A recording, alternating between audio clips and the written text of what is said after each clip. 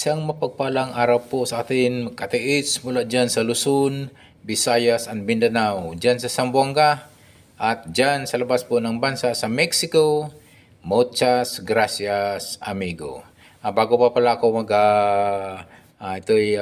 sa pagdikod po, ito'y padala po ng ating katiits upang ipapadikod o ipaanalisa po sa atin. Ako po muna ay magpapasalamat po ng maraming salamat po sa mga subscriber ko po at mga supporter ko po at mga followers at yung mga viewers. Siyempre maraming salamat po sa inyong pagtangkilik, sa patuloy nyo sa panonood po ng aking YouTube channel. Na ito yung tema po ng aking YouTube channel ay decoding and analyzing sa mga treasure markers, sign, and symbols ng katiits. Okay po mga katiits, ako po gusto nyo pong ipadala po ang inyong mga video, picture po ng mga treasure marker, signs, and symbols. Pwede nyo po ipadala sa aking Facebook page, Alejandro Sanchez. Ang aking profile po doon, naka-shade po ako doon, naka-sunglasses kasi nga marami pong lumalabas po na aking pangalan, tulad ng pangalan na Alejandro Sanchez po. Pwede nyo pong piliin yung naka-sunglass po, naka-shade Alejandro Sanchez po sa aking Facebook page. Ang gawin nyo po muna, i-add friend nyo muna po ako para po kayo makapagpadala ng inyong mga treasure markers, sign, and symbols po na kung gusto nyo pong ipadikod o ipa-analisa. Maraming salamat nga pala mga katiits sa inyong pagtitiwala sa akin na ako po'y pinili nyo sa pagpadikod o pag-analyze ng mga treasure symbols, treasure sign, and treasure markers. At ako'y nagagalak na ako'y inyong napili mga katiits. So, ako po'y nagpapasalamat po sa inyo ng taos puso at nawa ay tayo'y pagpalain ng Panginoon ang mga treasure, mga katiits po natin na patuloy po naghahanap ng treasure item. Nawa ay tayo makasumpong nawa tayo'y tulungan ni Lord na makakakuha na po tayo ng mga items po mga katiits. So ito mga katiits, patuloy na po tayo sa analisa, sa pagdikod. So isang turtle po ito, isang turtle nga markers ang pinadala po ng ating katiits para po ipadikod po sa atin mga katiits. So ito'y napagandang marker, isang legit marker na madalas po ito'y madalas ginagamit po na treasure marker po ng mga Japanese mga katiits. So ito po isa pong legit marker. So ito'y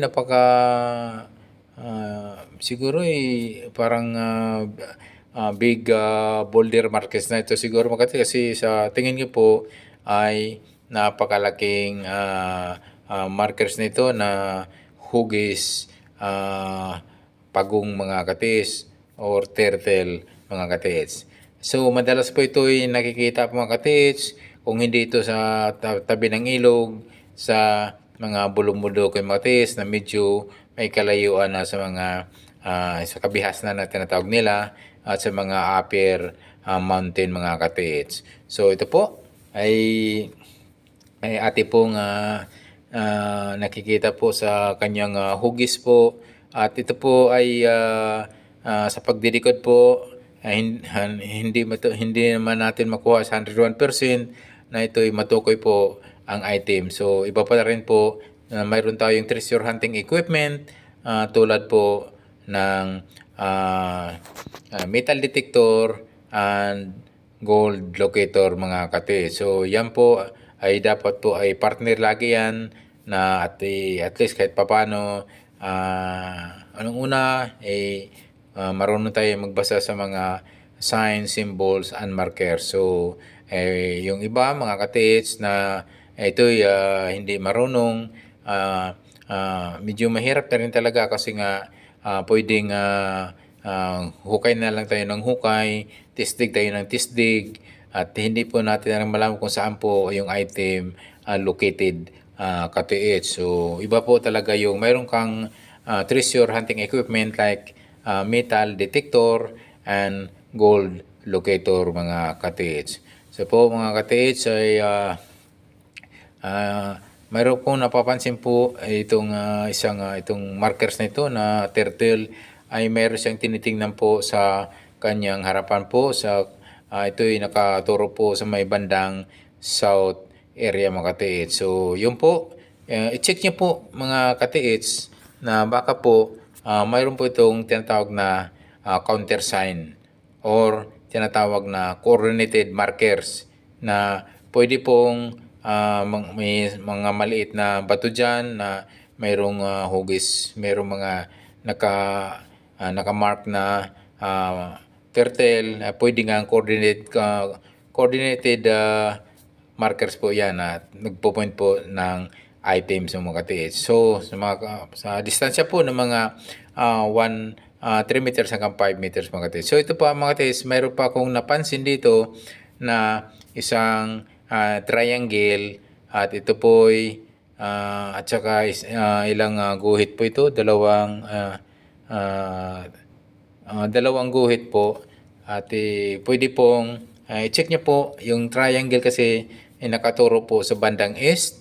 I-try nyo po ang distansya po ito ng 2 meters po mula dyan sa itong turtle markers na bato sa distansya po ng 1 hanggang 2 meters sa east side mga katiits. So i-check nyo dyan baka mayroong itong mga bato na pwedeng yung medyo kaliitan lang dito sa markers at pwedeng punong kahoy na old century old tree na ito po ay pwede kasing magiging counter markers o sinasabing counter pinaka-coordinated markers mga katiits. At pwede po kasi yan nagtuturo po ng item or yung mismong pinaka-countersign o pinaka-coordinated markers na hindi gaano sa kalayuan niya na mga nagdistansya lang po ng 4 hanggang 5 meters ay nandoon po mismo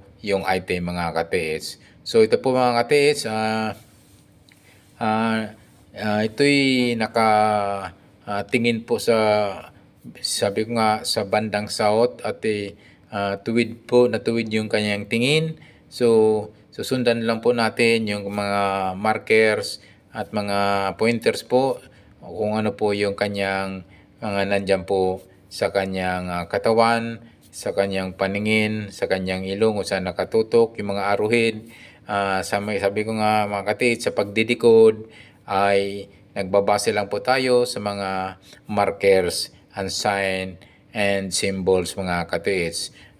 Iba pa rin talaga kung mayroon tayong treasure hunting equipment like metal detector and gold locator at nakakatulong talaga yan sa pagdetect ng item mga katiits. So ganun pa man tayo porsigido po sa pag-treasure hunt.